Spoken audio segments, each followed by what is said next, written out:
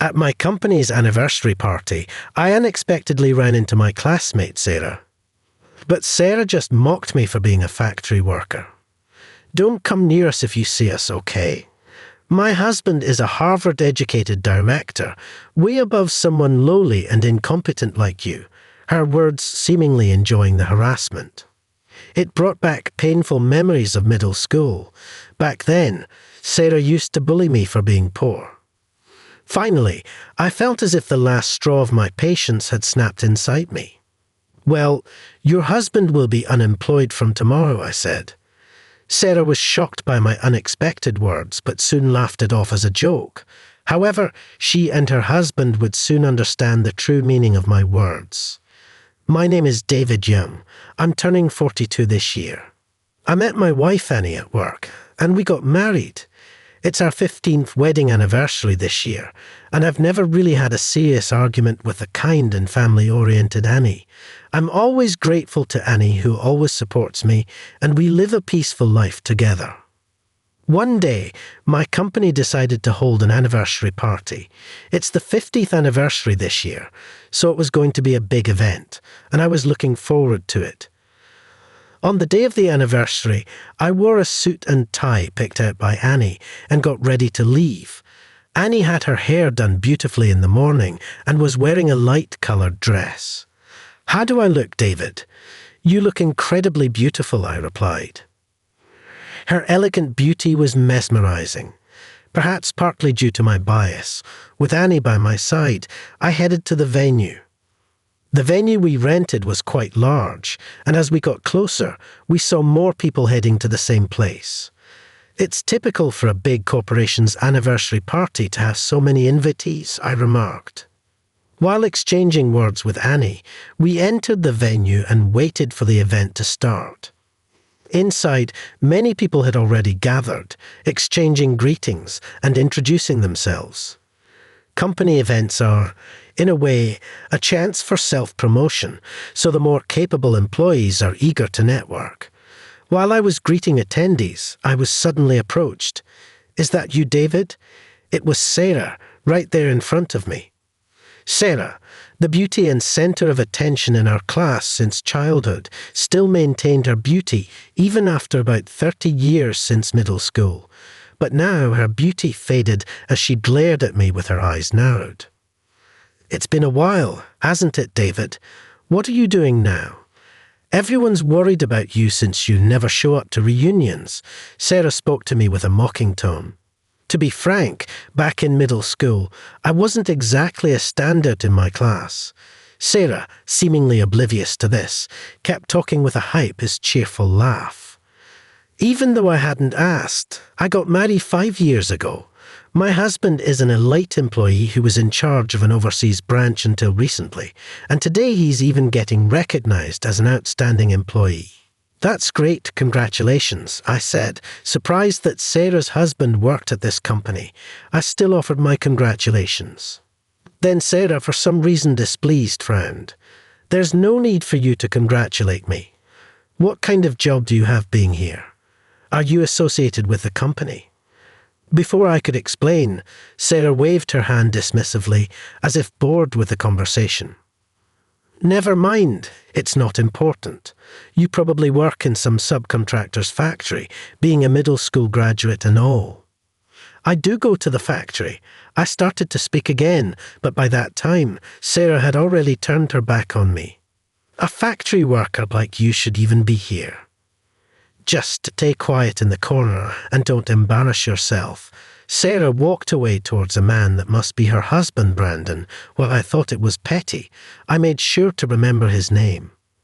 Sarah mocked me for being a middle school graduate, but to be precise, that's not entirely true. When I was in middle school, my mom got seriously ill, and my dad lost his job due to the recession. From that day, my life changed completely. My dad, once a diligent employee, started drinking and gambling to escape from the harsh reality.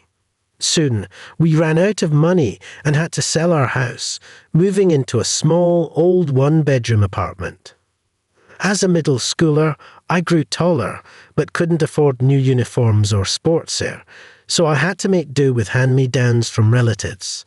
This made me a target for ridicule. My classmates called me poor and uncool. Sarah, beautiful and bossy, was the ringleader, even instructing the entire class not to talk to me.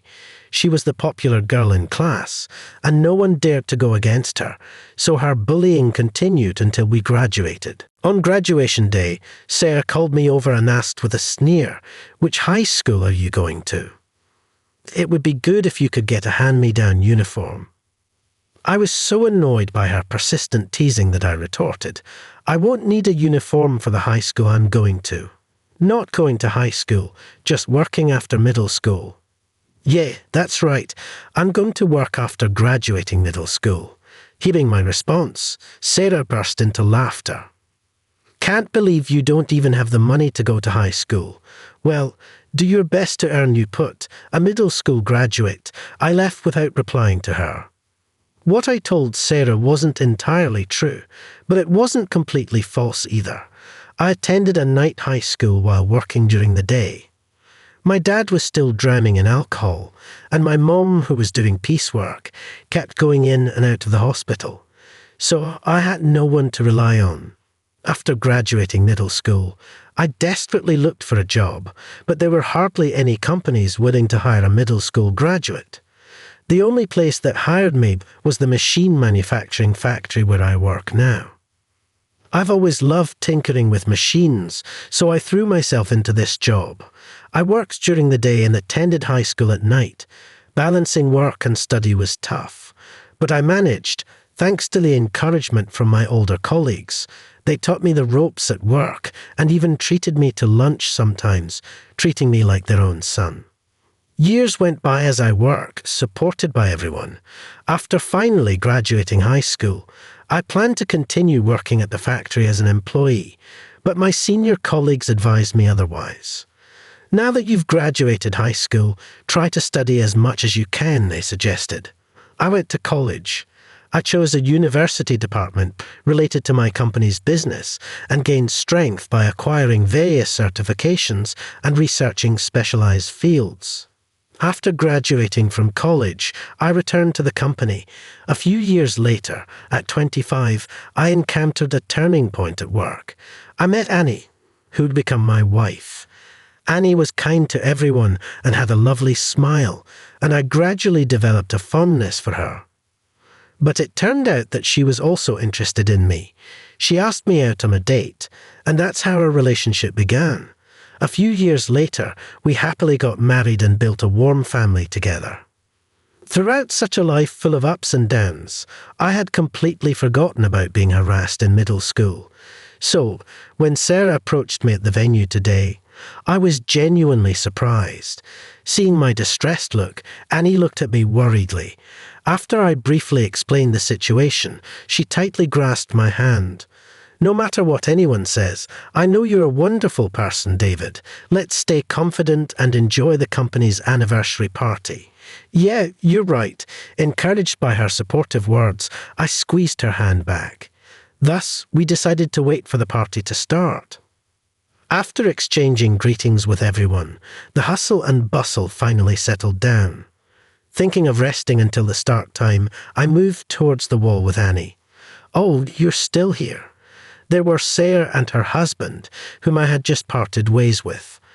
I was a bit surprised to bump into them so unexpectedly, but I sincerely congratulated her husband, Brandon. "Brandon, I heard you're an outstanding employee getting an award today. Congratulations." But instead of responding, Brandon just looked me over as if appraising me. "Is this the factory worker classmate you were talking about, Jay? He has the audacity to attend the company's anniversary party despite being a mere worker." Sarah returned the words with a bitter expression. Then Brandon, ignoring my presence, curiously asked Sarah, "But for a factory worker, he's wearing a nice suit." I'm an elite, so I'm quite particular about suits. Even if he tries hard to wear a good suit, it's ruined because he's a lowly worker. It's truly embarrassing to have someone like him as a classmate. Frowning, Sarah spat out her words, and Brandon inquired further, "Embarrassing, Jay. Imagine he's been a factory worker since dropping out of middle school. That's 30 years of being a mere worker." "Well, wow, really. That's unbelievable." Sarah pointed and laughed at me, and Brandon leaned back, distancing himself as if amused. They both looked down on me with obvious disdain and then glanced at the person next to me. There stood Annie, watching the two of them intently. "So, this bottom-of-the-barrel worker, even though he's a dropout, managed to get married. What does your wife do?" Sarah asked me, and I answered honestly, "She works in the same field as me. We met at work." At that moment, Sarah and Brandon looked at each other and burst out laughing. A couple both sweating it out in the field, doing menial work. Perfect match for an incompetent dropout like you. They started mocking not just me, but also my wife. I couldn't understand how they could say such awful things to my wife, a stranger to them. As I stood there stunned, Sarah blurted out, "But if I were you, I'd be too miserable to even mention working in a factory." "Yeah, for an elite like me, it's unimaginable to live such a lowly life. Please stop talking like that," I retorted angrily to their cruel insults. But Sarah looked at me as if I were something dirty and turned her back, and Brandon shooed me away as if swatting a fly. "If we keep talking to you, people might think I'm a local class worker like you. Could you go somewhere else, Jay? Talking to someone lowly like you might rub off on me." I was boiling with anger at such rude behaviour, but as a grown-up, I couldn't just let my emotions take over and start yelling. So I tried hard to hold it in. However, Sarah seemed to mock my feelings and hurled more disdainful words. "From now on, if you see us, don't come close, okay? My husband is a Harvard-educated director. Way different from a lowly, incompetent person like you." Her words enjoying the harassment brought back painful middle school memories. Back then and even now, Sarah acted arrogantly, thinking she wouldn't be retaliated against. I felt like I heard the sound of my patience snapping inside. "Well, your husband will be unemployed from tomorrow." Sarah was taken aback by my unexpected words, staring with wide eyes. As I stared back expressionlessly, she laughed it off, pretending, "Ah, my husband unemployed. What are you talking about? Have you lost your mind? Why would a mere factory worker like you have any power over my husband? That's because I'm the president of the company." For a moment, Sarah was dumbfounded, then suddenly burst into loud laughter. "You, the president? Don't be silly. Are you just saying that because my husband is a Harvard-educated director, and you want to one-up him? It's not a lie."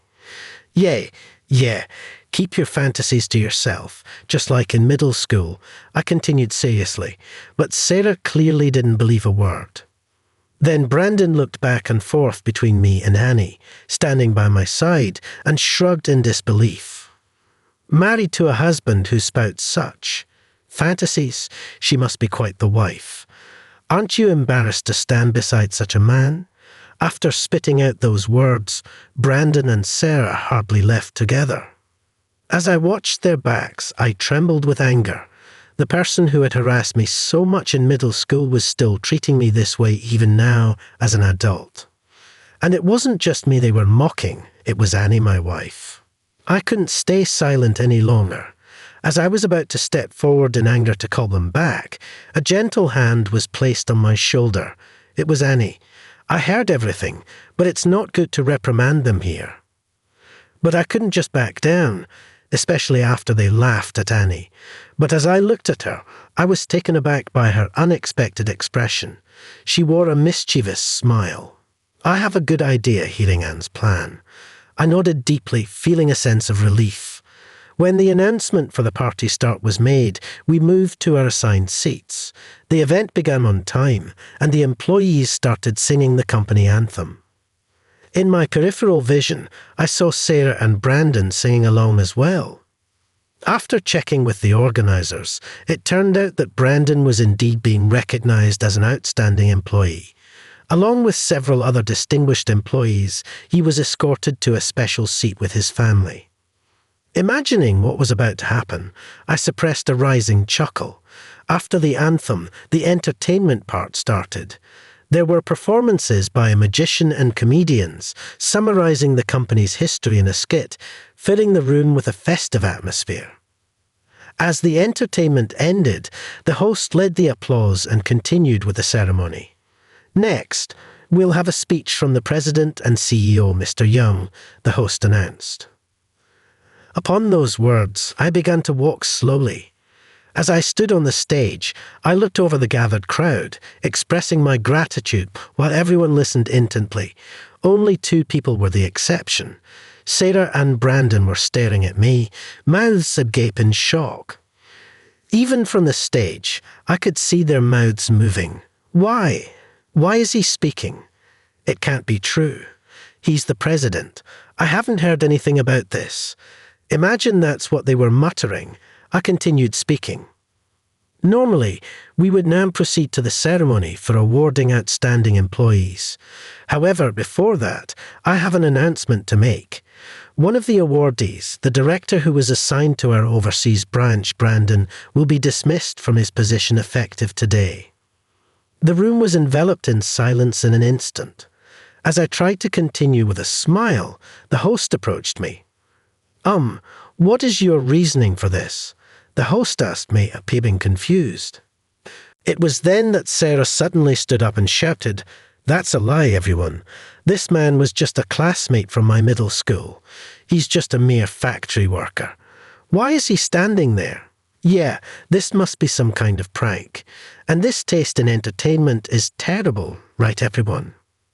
With her shrill voice, Sarah spat out these words, and next to her, Brandon grinned smugly, looking back and forth between me and Sarah, bursting into a brazen laugh. The guests in the room started murmuring, enveloped in a tense atmosphere. I continued speaking calmly. Sarah just mentioned earlier that working in a factory is a lowly job. She also told me not to talk to her anymore, fearing that the lowness would rub off on her. So what? Sarah glared back at me, hands on her hips, still refusing to admit wrongdoing. I work for this company. I cannot continue working with someone who is ashamed of our work, I stated. But my husband is an elite director, completely different from you, Sarah retorted. But at that moment, the executive director, Ethan, rushed to the awardee's seat, his face flushed with anger, and started yelling at Brandon. "Hey, apologize to Mr. Young right now." However, Sarah and Brandon, still half smiling, refused to believe Ethan's words. "What's wrong, Ethan? Why should we apologize to some factory worker?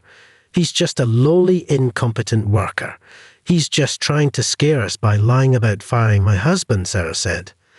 But Ethan shouted back, his voice trembling, "State the name of our company."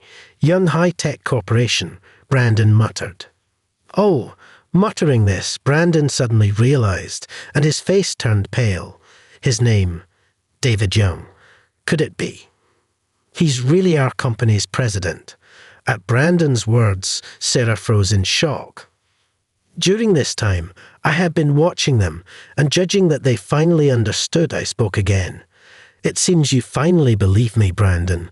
His face ashen, Brandon was shaking all over, hardly able to stand from his chair. "In fact," I continued, "Annie is the daughter of a major manufacturer that produces some of the leading semiconductor devices in the country. The company that accepted me, a middle school grad, was one of her parents' factories." At that time, it was still a mid-sized company taking on various machinery productions. But 30 years ago, it developed its first proprietary product, a microcryptometer, and has since expanded its business with the advancement of electronic device technology. Now, alongside semiconductor manufacturing, we're collaborating with foreign companies to develop even more precise testing systems. Combining the knowledge I gained in college with a practical perspective, I actively participated in product development after graduating, resulting in several hit products. Thanks to this, I was transferred to the headquarters, promoted to Director of Electronic Hardware Development, and that's where I met Annie. Even after our marriage, Annie's family never spoke of my past, attending a night high school instead. They warmly accepted me as a diligent and enthusiastic young man, rare in this era. Wanting to repay this family and the company that raised me, I devoted myself to my work without distraction. Then, 2 years ago, when Annie's father retired, I took over as the president. Understanding the truth, Brandon looked like he was about to collapse, and Ethan addressed him even more desperately. You were overseas, so you might not have known directly, but at least check the information about the company you work for. That is, Brandon, his face still pale, tried to stammer an excuse, but Ethan, his face red with anger, kept yelling, "You're so caught up in being an elite from Harvard University that you don't even know the face of our president. I'm ashamed that I recommended someone like you as an outstanding employee." Ethan then grabbed Brandon by the scruff of his neck and dragged him in front of me. I deeply apologized for the disrespectful behavior of my subordinate. "Please forgive us. I'm so sorry for my ignorance," Ethan said, bowing his head forcefully. Brandon finally knelt down of his own accord, his face turning bright red as sweat dripped onto the floor. Annie, who had been watching this unfold, turned to me with a question. "David, what will you do now? You've revealed the truth in front of everyone." To avoid being accused of unilaterally firing an employee, yeah, well, he's fired. Someone who insults a person they've just met like that definitely doesn't fit in with our company, I said. Upon hearing my words, Ethan seemed to breathe a sigh of relief, thinking the situation was resolved.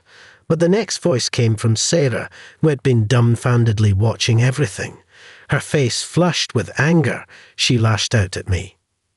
"I don't care if you're the president or whatever. Why do you get to act so high and mighty?" Furious and almost panting, Sarah was met with my calm response. "Before you criticized others, maybe you should worry about your own life. With your husband fired, you'll lose your income and won't be able to live luxuriously anymore," I said.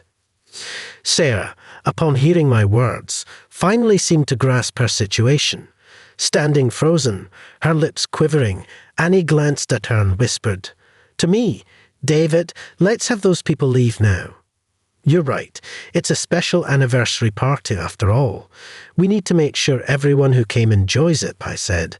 I instructed the staff to escort Brandon, who was still kneeling, and Sarah, pale-faced and rigid, out of the venue. After they left, we refreshed the atmosphere of the venue and successfully concluded the party. Brandon repeatedly tried to apologize, but I dismissed them. Having an employee who looks down on others just because of Sarah's words could eventually lead to issues at work. Brandon, who had been fired, suffered greatly since he had already purchased a luxurious home and car on loan, relying on his salary. Sarah, who always loved a lavish lifestyle and apparently never saved much, found their finances in dire straits within months. Unable to pay the enormous loans, the couple eventually had to sell their house and car and move to a shabby apartment. Brandon struggled to find a new job, losing both money and status, leading to endless quarrels in their now impoverished household. Eventually, they divorced and now live separately. Brandon, desperate for a job, finally found work as a factory worker. He spends his days standing in front of a conveyor belt, endlessly assembling machines as part of a repetitive process. Meanwhile, Sarah became a topic of discussion among her local classmates for her actions toward me. Abandoned even by her family, she now lives alone, struggling to afford meals. Her once prized beauty faded away. She's barely making ends meet by working night jobs. As for Annie and me, we continue to live happily. Our focus on developing excellent employees led to stable and growing company performance. Just as the company helped me, I now aim to fulfill the hopes of the younger generation. We've enhanced our educational programs and training systems for our employees, which has already led to the creation of an innovative new product. But it's not just a new product that was born. Annie and I also welcomed a beautiful daughter. Annie's family is overjoyed and adores her. I'm so glad I met you. I'm truly happy, I said. Me too, Annie replied. When I graduated from middle school, I thought my life was over. But by never giving up on my potential and tirelessly searching for a path, I've been helped by many and now lead such a happy life. I want to continue delivering products that make the world a better place as a way to give back. With this resolve in my heart, I smiled at my precious family.